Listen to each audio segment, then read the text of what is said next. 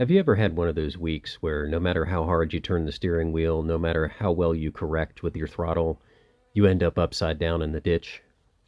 That was my week. I mean metaphorically, of course. Despite that week ending late Saturday night, I got up early on Sunday morning and went out to the biggest Porsche swap meet and car show in Southern California of the year.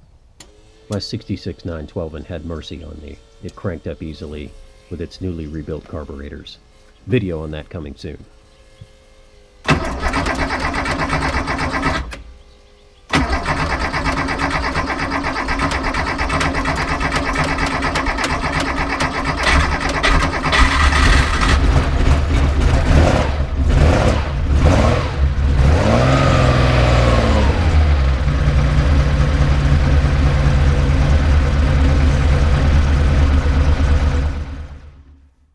I got some gas and burned it quickly on the way to the show.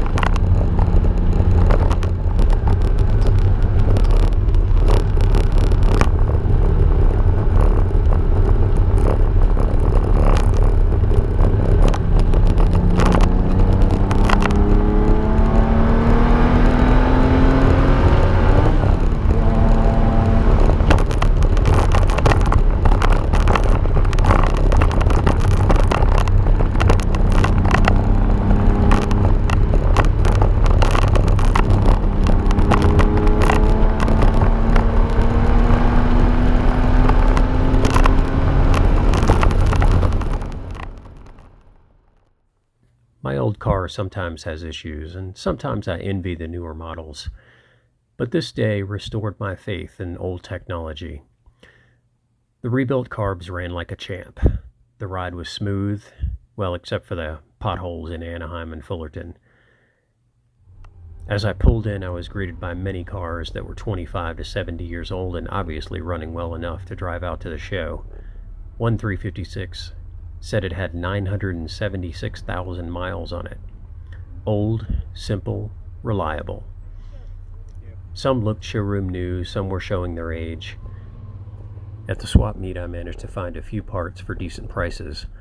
One part had a 40-year-old electric motor in it that I couldn't verify, so I bought it cheap and came home and tested it, and it worked.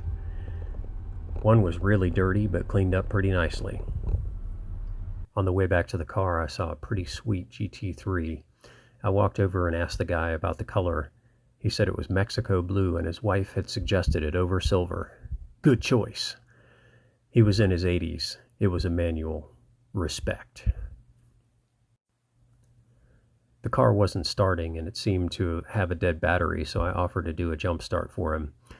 I brought over my 66 technology next to the 2019 cutting edge technology.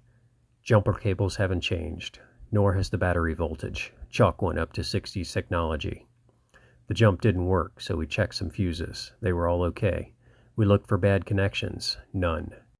The trunk opened with the interior switch, but not with the key fob, so we checked the key fob battery.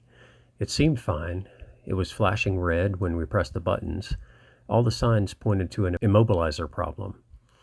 It was dead in the parking lot. His phone also died, so he called AAA with my phone, and I waited for the tow truck with him. When it came, I headed home assuming he was covered. He called me later in the day. It couldn't be towed because the key is needed to release the emergency brake, and the key was not working. Another point for old technology, you just pull the lever. He had to get a ride and get the car the next day. Turns out he had another Porsche and he had both keys in his pocket. He was using the wrong one. They look exactly the same, and both fit in the ignition and both turn the ignition switch, but one has the wrong RFID for the immobilizer. This is another reminder that old technology is sometimes at least more informative. If you put the wrong key in an ignition for a pre-2010 car, the key would not turn and you would know something was wrong. This key turned as if everything was fine, but nothing happened. No indication that there was a problem with the key, but it just didn't work. When he left home that morning, he had to pull his Porsche SUV out of the way to get his GT3 out of the garage to drive to the show. So he just took both keys with him. When he got back to the car at the show, he pulled out the identical but wrong key. Old tech would have let him know it was wrong. New tech seems to work, but nothing happens, as if the battery was dead. There may have been other things to try, but we were working from bad clues. Simple may not always be better, but it's a lot easier to diagnose. Anyway, I had a fun morning drive, talked to a few people with a similar love of cars as me, got a few parts, so it was a pretty good day for me. I'm glad I got up early despite being tired.